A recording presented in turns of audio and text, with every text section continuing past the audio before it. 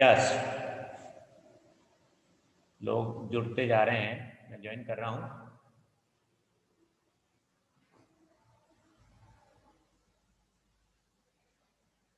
इसमें आपको उल्टा दिख रहा है क्या बोर्ड पे? No sir. देखें, उल्टा तो नहीं पी लिखा मैंने? नो सही है? सर। यस। देखिए, कैमरा उल्टा तो नहीं है, मैं ये पूछना चाह रहा हूं। क्लास सही हाँ दिख सर, रही नहीं है?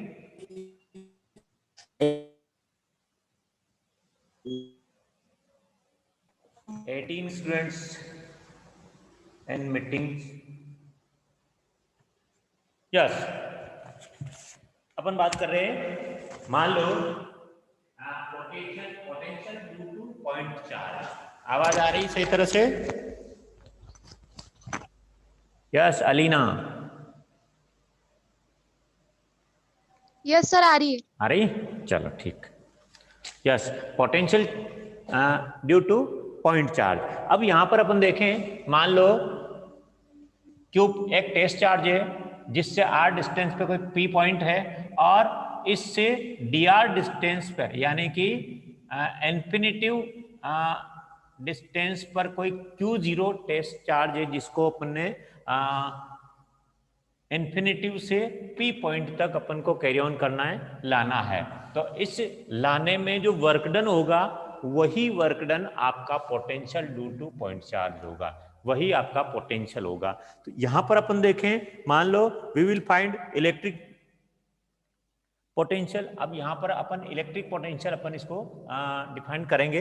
यहां पर work done by q zero in move to. अब इस क्यू जीरो के द्वारा work done by q zero bringing to d r distance infinitive to that point, ये जो वर्क डन होगा ये हो जाएगा आपका by Coulomb's law.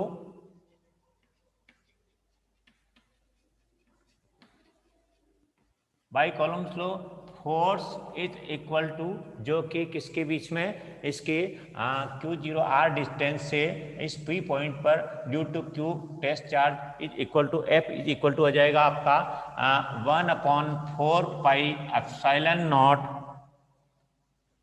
Q zero upon r square. और इसको अगर वेक्टर के रूप में, वेक्टर के फॉर्म में अपन एक्सप्लेन करें तो इस क्यू और क्यू जीरो से के बीच में आर डिस्टेंस है, पी और क्यू की जो डिस्टेंस है वो आर है, और इन्फिनिटिव पर कोई टेस्ट चार्ज क्यू जीरो जिसको अपन ने लिया, तो इनके बीच में फोर्स अगर अपन की कैलकुलेट करें फोर्स को, तो एफ इजिकल टू के, जिसको 1/4 पाई एप्सिलॉन 0 अपन बोला जाता है, is q zero upon r square. इसमें ये आर डिस्टेंस हो गई। अब यहां पर अपन देखें the move test charge q zero work done. अब इसमें वर्क डन क्या हो जाएगा, ये इस क्यू जीरो टेस्ट चार्ज को इन्फिनिटिव से डी आर डिस्टेंस पर मूव कराने में जो वर्क डन होगा वो वर्क डन क्या हो जाएगा, डी डब्ल्यू is equal to f dot d r. ये एक इक्वेशन आपकी, तो ये हो जाएगा आपका एफ को अपन ने लिखा है क्या, ये फोर्स यानी कि 1/4 pi epsilon 0 q zero upon r square r cap और डॉट डी आर डैश।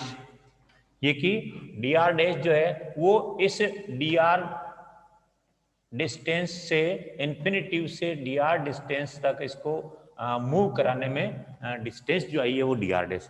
अब यहां पर सीधा डी डब्ल्यू, अब ये तो केवल स्मॉल डी आर डिस्टेंस पर इस इन्फिनिटिव से इस क्यू जीरो को मूव कराने में जो वर्क डन है, लेकिन इसको क्यू जीरो को सीधा पी डिस्टेंस तक लाने में टोटल वर्क डन क्या हो जाएगा, इसको इंटीग्रेट कर लेंगे, और इंटीग्रेट करने से ये W हो जाएगा। और चूंकि 1/4 पाई एप्सिलॉन 0 कांस्टेंट है और Q Q0। अब यहां पर इंटीग्रेट करेंगे, ये हो जाएगा 0 to infinity एंड 1/r² और dr’, और आपका ये Q0 एज इट इज रहेगा। तो इसको इंटीग्रेटिंग को इसको सॉल्व आउट करने पर आपका टोटल वर्क डन आ जाएगा -1/4πε0 Q0 एंड r।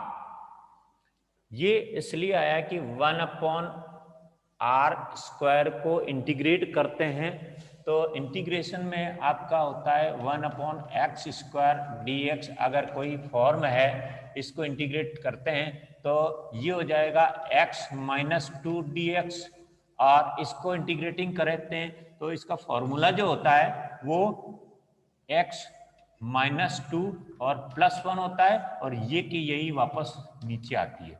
तो इसको इंटीग्रेट का टोटल जो हो गया -1 और नीचे आ गया -1। तो इस -1 के कारण इसकी साइन तो माइनस आ गया, और x इनवर्स को सीधा लिखेंगे तो 1/x आया। तो ये चीज यहाँ आई कि r² को इंटीग्रेट किया तो -1/4πε0 Q0 तो पहले था, ये एज इट इज था, लेकिन 1/r² का को इंटीग्रेट किया अपन ने तो ये वैल्यू आई। तो यानी कि potential due two point charge, यानी कि किसी पॉइंट चार्ज को इन्फिनिटिव से दैट पॉइंट पर लाने में जो वर्क डन होगा वो आपका इस फॉर्मूले से दिया जाएगा। ठीक है, तो दैट इज अपन क्या कह सकते हैं यहां पर, अगर बट बाय ये तो वर्क डन हो गया by definition of electric potential. अब डेफिनेशन क्या है इलेक्ट्रिक पोटेंशियल की, कि जो इन्फिनिटिव से दैट पॉइंट तक जो वर्क लाने में जो वर्क डन है वो क्या हो जाएगा, V इक्वल टू W/Q0, यानी कि यूनिट चार्ज, जिस चार्ज को इन्फिनिटिव से दैट पॉइंट तक ब्रिंगिंग किया जा रहा है, लाया जा रहा है, उसको पर यूनिट चार्ज में वर्क डन क्या होगा। यानी कि Q0 तो है, वर्क डन तो ये आ गया टोटल वर्क डन, लेकिन पर यूनिट चार्ज पर कितना होगा, तो ये हो जाएगा आपका W/Q0। W आपका आ गया 1/4πε0 and Q0 R and 1/Q0। Q0 से Q0 कैंसिल हो जाएगा और ये हो जाएगा 1/4πε0 Q/R। ये पोटेंशियल हो गया। दैट इज क्या हो गया, ये पूरा कांस्टेंट होता है तो V is proportional to 1/R। यानी कि किसी टेस्ट चार्ज को इनफाइनाइट से दैट पॉइंट तक लाने में जो वर्क डन होगा वही उसका पोटेंशियल होता है। और ये पोटेंशियल जो होता है किसी टेस्ट चार्ज को या पॉइंट चार्ज को लाने में वो इनवर्स उसकी डिस्टेंस होगा। यानी कि जैसे जैसे उसकी डिस्टेंस बढ़ेगी उसका पोटेंशियल उतना ही कम आएगा। तो ये आपका potential due two point charge था। अब इसके आगे अपन देखें, यहाँ पर बहुत सारे और जुड़ रहे हैं, एडमिट आल कर रहा हूं मैं।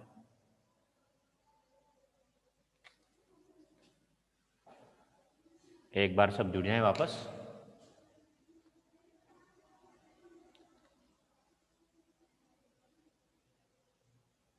अभी और जुड़ रहे हैं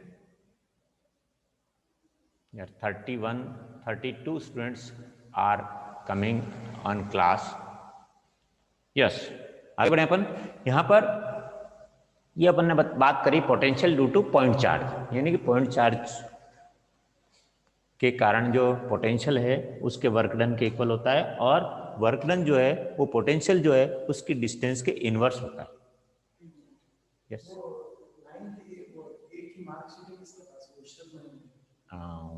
वो उसमें पड़ी है 9th के रजिस्टर में पड़ी है। हाँ, यस। अगला पॉइंट अपना potential due to system of charge. अब यही चीज अगर पूरा सिस्टम ऑफ चार्ज हो, ये एक पॉइंट चार्ज के से रिलेटेड वर्क डन था और पॉइंट चार्ज से रिलेटेड आपका पोटेंशियल डिफाइन किया था अपन ने। लेकिन अगर यही सिस्टम ऑफ चार्ज हो, कहने का मतलब है कि यहां पर अपन देखें potential due to system of charge, तो वो किस तरह से डिटरमाइन किया जाएगा, डिफाइन किया जाएगा, वो अपन देखें। अभी भी आपके ओनली 30 स्टूडेंट्स क्लास से जुड़े हैं। यहां देखें अपन potential due to system of charge. अब यहां पर देखें सिस्टम ऑफ चार्ज, अगर एक पूरा का पूरा एक सिस्टम है चार्ज का जिसके Q1, Q2, Q3 इस तरह से चार्ज है, जो कि इसके बीच में इसकी शेप कुछ भी हो सकती है, जरूरी नहीं है कि स्फेरिकल हो या सिलिंड्रिकल, इसका सर्कुलर हो, किसी भी पूरा की पूरी विदाउट शेप का एक सिस्टम है और सिस्टम के एंड में मल्टी चार्जेस लोकेटेड हैं। आप इन चार्जेस की एक P पॉइंट से डिस्टेंस मान लो Q1 की R1 डिस्टेंस, Q2 की R2 डिस्टेंस और Q3 की R3 डिस्टेंस, और इसी तरह से और मल्टी चार्जेस है, मान लो Qn nth चार्जेस है जिसकी डिस्टेंस Rn है।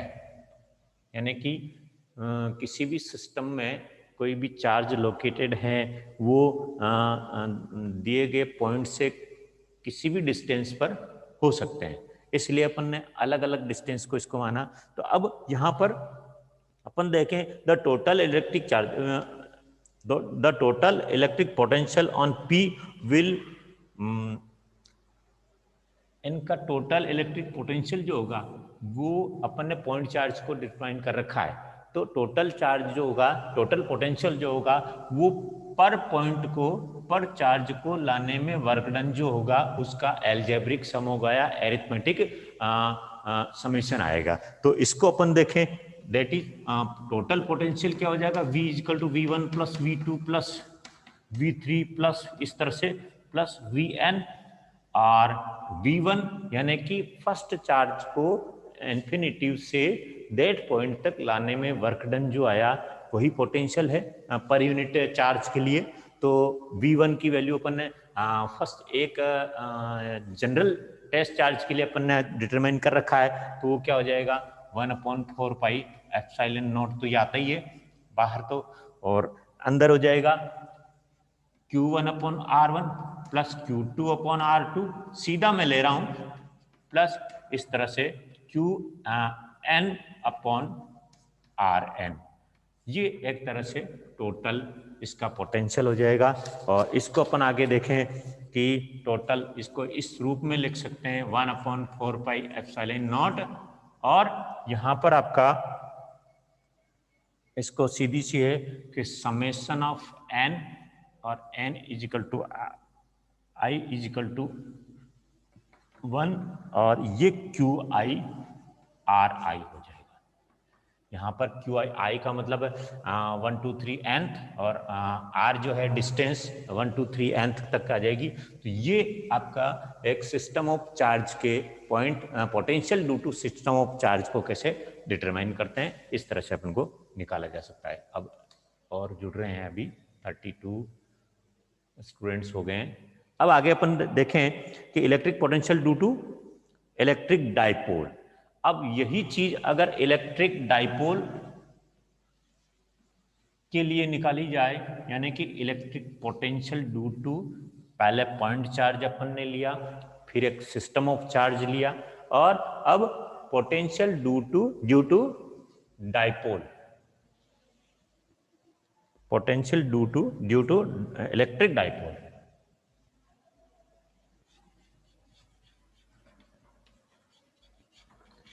अब इलेक्ट्रिक डाइपोल आपको बताइए है, इलेक्ट्रिक डाइपोल एक टू चार्ज का एक सिस्टम होता है, जिनके जो किसी एक सर्टेन डिस्टेंस पर 2 पॉइंट चार्ज होते हैं, Q1 एंड Q2 अपन मान सकते हैं, उनके बीच की डिस्टेंस को R ले सकते हैं, और इन दोनों ही सिस्टम से दोनों ही चार्ज को जो कि R डिस्टेंस पर लोकेटेड है, इनसे एक डाइपोल का निर्माण हो रहा है, डाइपोल बन रहा है। इस डाइपोल से इलेक्ट्रिक पोटेंशियल कैसे डिटरमाइन करेंगे?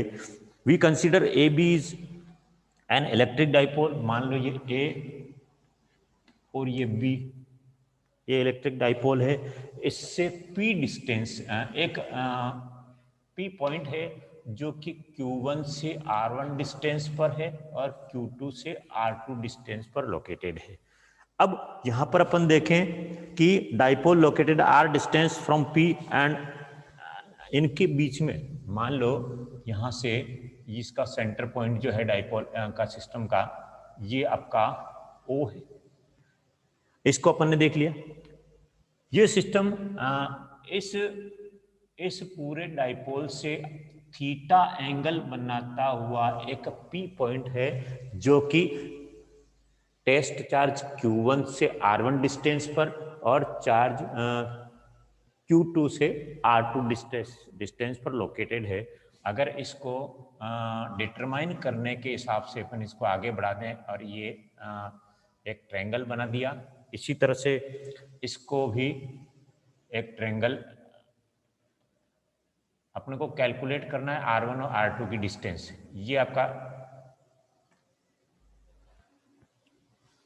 राइट एंगल बन गया, यहाँ पर राइट एंगल बन गया, और M और N इसको नाम दे दिया। इसको डिटेल में आपके बुक में दे ही रखा है। अब यहाँ पर डिस्टेंस का मैंने बता ही दिया, Q1 से R1 डिस्टेंस पर और Q2 से R2 डिस्टेंस पर P एक पॉइंट है, और इस पूरे सिस्टम का ओरिजिन जो है वो O है, और इससे ये P जो पॉइंट है ये थीटा एंगल बनाता हुआ इस पे लोकेटेड है। अब यहाँ पर अपन देखें कि potential on P due to Q, अब ये पॉजिटिव है क्योंकि अपन ने डाइपोल का जब स्टडी करी थी तो डाइपोल एक same magnitude but opposite charge. तो Q1 Q2 अपन न मान करके मान लो Q1 is equal to positive Q and Q2 is equal to negative Q। ये पॉजिटिव चार्ज है, ये नेगेटिव चार्ज है, और इन दोनों ही चार्ज से क्योंकि मैग्नीट्यूड में तो सेम होते हैं लेकिन इनकी जो साइन है या मैग्नीट्यूड इनका होता है वो सेम होता है, लेकिन साइन इनके अलग अलग होते हैं। तो इससे एक अपन पोटेंशियल ऑन P, इस P पॉइंट पर -Q चार्ज से R2 डिस्टेंस पर पोटेंशियल को कैलकुलेट करना हो तो अपन क्या करेंगे यहां पर कि potential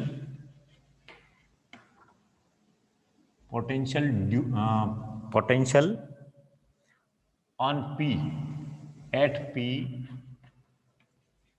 due to -Q is क्या हो जाएगा आपका V1 इज इक्वल टू इस 1/4πε0 को मैं सीधा सा K लिख रहा हूं, बार बार इसको अपन नहीं लिखेंगे K, और ये आ जाएगा -Q/R1।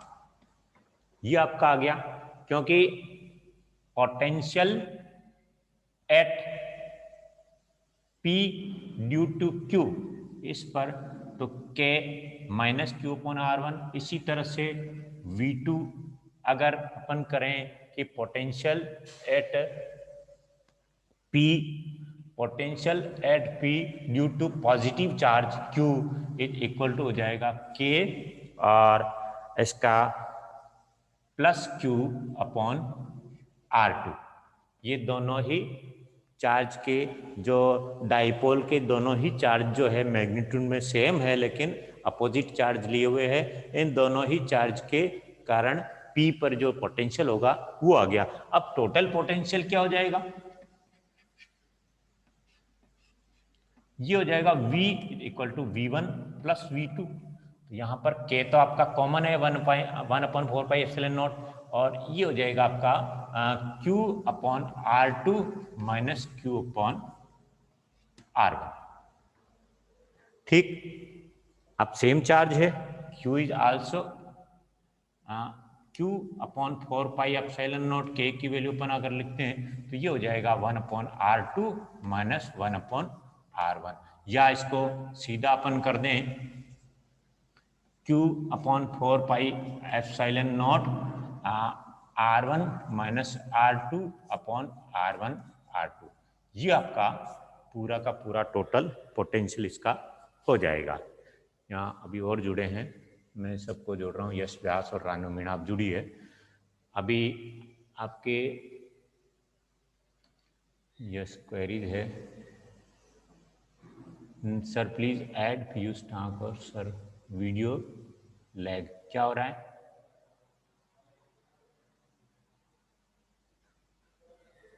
कोई प्रॉब्लम? एनीवन? देखिए 32 स्टूडेंट्स जुड़े हुए हैं, किसी की आवाज अभी तक नहीं आ रही है। भाई ठीक चल रहा है क्या? ये वन वे ट्रैफिक हो रहा है? अभी ठीक है सर। ठीक है, अब total potential V is equal to V1 plus V2, ये यहाँ पर ये सारी की सारी चीज आपके सामने आ गई। Total potential due to electric dipole is equal to this, ये आपका एक टॉपिक हो गया। लेकिन for the small dipole AP, अगर ये डाइपोल इन दोनों की अपोजिट चार्ज के रूप में दो चार्ज यहाँ पर R डिस्टेंस पे है, अगर R is very very less than, ये डिस्टेंस बहुत ही कम हो, तो उस कंडीशन में क्या है कि ये A से P की डिस्टेंस और इसकी सेंटर पॉइंट की डिस्टेंस से दोनों ही इक्वल हो जाएगी। ऐसी कंडीशन में आपका R1 इज इक्वल टू हो जाएगा R1 is equal to R plus A cos theta और R2 equal to R minus A cos theta हो जाएगा। ऐसी कंडीशन में टोटल V की वैल्यू अपन जब निकालेंगे potential V is equal to Q upon 4 pi epsilon naught P cos theta upon R square minus A square cos पर theta, ये चीज सारी की सारी आपकी आ जाएगी। अब यहां पर अपन देखें कि V की जो वैल्यू है पोटेंशियल, अब चूंकि एक जगह अपन देखते हैं कि P is equal to 2 into A, Q is equal to P equal to Q into 2A, यानी कि इसका जो मोमेंटम है P is equal to charge into total distance. ये आपका मान लो A हो और ये A हो जो कि टोटल R है, तो इसके अकॉर्डिंग डाइपोल का जो मोमेंटम अपन ने देखा था, इसकी वैल्यू अपन रख दें तो V is also equal to P QP, ये हो जाएगा आपका सीधा 1/4 pi epsilon naught 1/4 pi epsilon naught and P cos theta, क्योंकि ये 2A हो गई, अब सीधा ये R स्क्वायर हो जाएगा। दैट इज, अब यहाँ पर अलग अलग एंगल के लिए अगर आपका ये जो एंगल लिया था अपन ने, अगर ये theta is very very small, यानी कि थीटा अगर 0 है, इसका मतलब क्या हुआ, इस जो डाइपोल है वो आपका सीधा इस P की डायरेक्शन में हो जाएगा और theta is equal to 90 degree है, तो P जो पॉइंट है वो इसके वर्टिकल या परपेंडिकुलर हो जाएगा। दोनों ही कंडीशन में थीटा इज इक्वल टू 0, ये P cos थीटा जो है, अगर यहाँ पर अपन देखें V is equal to 1/4 pi epsilon naught P और cos 0 degree, theta is equal to 0 degree पर ये cos थीटा की वैल्यू 1 हो जाएगी और उस condition P upon R square हो जाएगा और V इक्वल टू 1/4 पाई, और अगर थीटा की वैल्यू 90 डिग्री है या वर्टिकल है परपेंडिकुलर है तो आपका पोटेंशियल है वो सीधा का सीधा 0 हो जाएगा। ये दोनों ही कंडीशन में आपका पोटेंशियल की इक्वेशन हो जाएगी। तो potential due to electric dipole आपकी समझ में आया होगा। अभी और जुड़े हैं, अभी ओनली 32 स्टूडेंट्स जुड़े हुए हैं, 3 और जुड़ रहे हैं, प्रियांशु जोशी,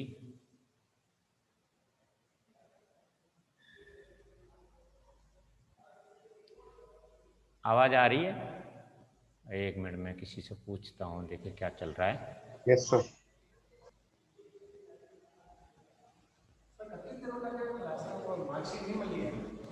एक मिनट, बस एक टॉपिक और है। यस, अब अपन आगे बढ़ रहे हैं। इसका equi potential surface, equi potential surface क्या होती है उसको अपन देखें। Same potential at whole surface.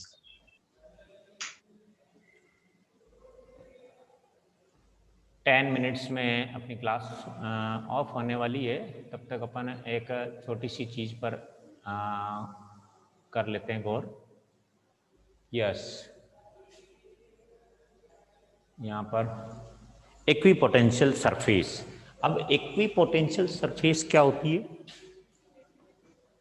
इसके बारे में अपन देखें। An equipotential surface is a surface with a constant value of potential at all point, यानी कि ऐसी सरफेस जिस पर जो अपन ने पोटेंशियल डिटरमाइन कर रहे हैं, ये पोटेंशियल की वैल्यू उस सरफेस के हर पॉइंट पर अगर 0 हो तो वो जो सरफेस होती है आपकी इक्वी पोटेंशियल सरफेस के नाम से जानी जाएगी। यानी कि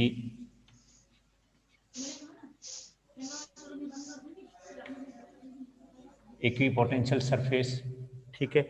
अब equipotential surface, an equipotential surface is a surface with a constant value of potential at all point on the surface for a single charge, जिससे कि अगर सिंगल चार्ज के लिए अपन देखें, सिंगल चार्ज क्यू है, उसके लिए अपन ने पोटेंशियल की वैल्यू अपन ने दिखा ली, अब अभी डिटरमाइन करी थी 1/4 pi epsilon naught q upon r, जो कि आर डिस्टेंस पर कोई पॉइंट है।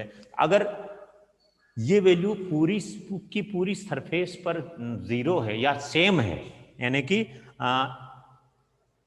सरफेस के मल्टी चार्ज के लिए अपन ने पोटेंशियल डिटरमाइन किया था, अगर वो पोटेंशियल पूरी सरफेस के हर पॉइंट के लिए कांस्टेंट आता है तो वो जो सरफेस होगी वो आपकी इक्वी पोटेंशियल सरफेस होगी। That is V is constant at R is constant, these surface are concentric spherical surfaces centred at the change, यानी कि अगर सरफेस इस तरह की है तो इसकी किसी एक पॉइंट पर हर पॉइंट की जो डिस्टेंस है वो सेम आएगी, और सेम आने से इसका जो पोटेंशियल है वो एक कांस्टेंट आएगा। इसका मतलब क्या है कि तो अब अपन देखें कि same potential at all points of surface, यानी कि पूरी सरफेस के हर पॉइंट पर सेम पोटेंशियल अगर आता है वो इक्विपोटेंशियल सरफेस होगी। दूसरा पॉइंट अपन देखें, difference in between two points of equipotential surface the potential difference is 0, यानी कि अगर पर पॉइंट पर एक कांस्टेंट सरफेस पोटेंशियल आता है तो दो पॉइंट्स के बीच का जो पोटेंशियल डिफरेंस है वो विल बी 0, ठीक है। और work done in also is also 0, अगर पोटेंशियल डिफरेंस अगर 0 आ रहा है दो पॉइंट के बीच में तो वर्क डन भी 0 होगा, यानी कि W is equal to q v. Work done अपना क्या होता है, Q इंटू वी, अगर V is 0 then W is also 0, यानी कि वर्क डन भी 0 होगा। अगला पॉइंट अपन देखें, direction of electric field is always perpendicular to equipotential surface, यानी कि V अगर 0 है तो अपन ने देखा था पोटेंशियल 0 कब होता है, जब इक्विपोटेंशियल सरफेस जो होती है वो इलेक्ट्रिक फील्ड जो है वो अगर परपेंडिकुलर है इक्विपोटेंशियल सरफेस के, तो उसका टोटल पोटेंशियल भी 0 होगा। और अगला पॉइंट अपन देखें कि there is no across the two equipotential surface at any point, यानी कि किसी पॉइंट पर कोई भी दो इक्विपोटेंशियल सरफेस क्रॉस नहीं कर सकती। अगर क्रॉस करती है तो कोई ना कोई इसका पोटेंशियल होगा, इसलिए ये there is no across the two equipotential surface at the any point.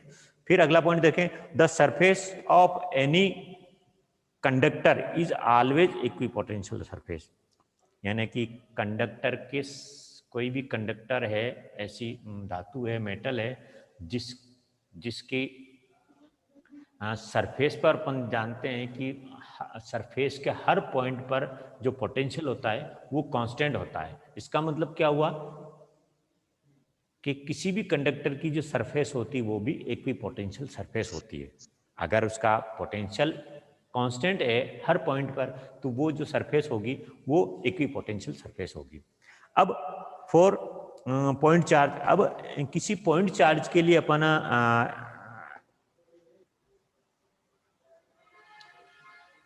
Example लें अपन कि एक पॉइंट चार्ज का अपन एग्जाम्पल लें, तो पॉइंट चार्ज क्या होगा, ये इससे सभी और इलेक्ट्रिक फील्ड क्रिएट होगा, चाहे इधर जाएं, इधर जाएं, इधर जाएं, इधर जाएं, यानी कि जो पॉइंट चार्ज होगा उसके सभी ओर सेम इलेक्ट्रिक फील्ड होगा, और सेम इलेक्ट्रिक फील्ड होगा तो एक उसकी जो सरफेस होगी, यानी कि V equal to 1/4 pi epsilon naught Q upon R होगा। For different value of R there is seems different spherical equipotential surface, यानी कि अगर किसी भी अलग अलग पॉइंट पर, यहाँ पर अपन R डिस्टेंस पर, अलग अलग डिस्टेंस पर अगर इसका पोटेंशियल मेजर करना चाहें, तो हर पॉइंट पर इसकी सेम डिस्टेंस पर जो पोटेंशियल आएगा सेम आएगा। इसका मतलब स्फेरिकल जो सरफेसेज होती है वो भी इक्विपोटेंशियल सरफेस होती है। दूसरा अपन देखें फॉर यूनिफॉर्म इलेक्ट्रिक फील्ड, अगर किसी पॉइंट के सराउंडिंग यूनिफॉर्म इलेक्ट्रिक फील्ड है तो वो सरफेस भी इक्विपोटेंशियल सरफेस होती है। जैसे कि अपन देखें इस तरह की कोई सरफेसेज है और इनमें से ये इलेक्ट्रिक फील्ड लाइंस जा रही है, तो अब यहाँ for uniform there is different potential where are perpendicular to electric field, यानी कि ये मान लो एक इक्विपोटेंशियल सरफेसेज है और इनके बीच में अगर ये इस तरह की साइड अगर बनती है तो there is create different potential surface where are perpendicular to electric field। अगर ये इलेक्ट्रिक फील्ड इस तरह से है और पोटेंशियल जो सरफेस है इक्विपोटेंशियल सरफेस इस तरह की बनी हुई है, यानी कि सरफेस और उसकी equipotential electric field are mutually perpendicular है, तो उसमें भी आपका डिफरेंट पोटेंशियल सरफेस का क्रिएटिविटी होगी या क्रिएट होगी। अब दूसरा आप एक और देखें कि equipotential surface for the electric dipole, अगर इस तरह की सरफेस है, इलेक्ट्रिक डाइपोल है, ये पॉजिटिव चार्ज है, ये नेगेटिव चार्ज है, तो यहाँ पर जो इक्विपोटेंशियल सरफेस बनेगी वो इसके सराउंडिंग इलेक्ट्रिक फील्ड होगा, इसके भी सराउंडिंग इलेक्ट्रिक फील्ड होगा, लेकिन जब ये पास में आएगी तो इस तरह से इसका यूं करके इस तरह से और धीरे धीरे इस तरह का बनेगा और फिर इस तरह से, तो ये भी एक इक्विपोटेंशियल सरफेस बनती है इलेक्ट्रिक डाइपोल में। फिर electric equipotential surface for a same positive charge, अगर ये तो इसको अपन देखें डाइपोल में केवल इस तरह की होगी, positive charge and negative charge, यहाँ पर इस तरह से सरफेसेस बनेगी और यहाँ पर इस तरह से सरफेस बनेगी, ये एक डाइपोल के लिए है। और ये जो है अगर सेम चार्ज दोनों ही है दोनों ही पॉजिटिव या दोनों ही नेगेटिव चार्ज है, उनके लिए जो इक्विपोटेंशियल सरफेस बनेगी वो इस तरह से बनेगी। ठीक है, तो ये इक्विपोटेंशियल सरफेस का टॉपिक था और मेरे ख्याल से अब एंड होने वाली है क्लास। अपना टाइम जो था अभी तक आ रहे हैं जगदीश मेनारिया,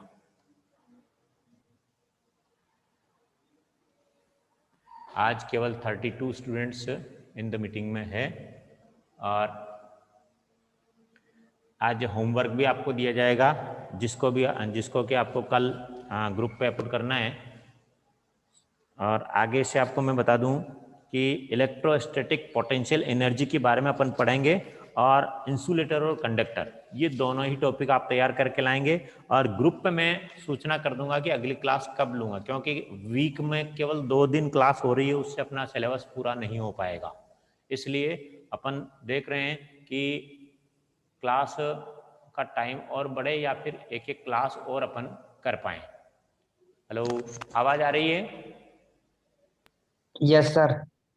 ठीक है ना, तो ग्रुप पे मैं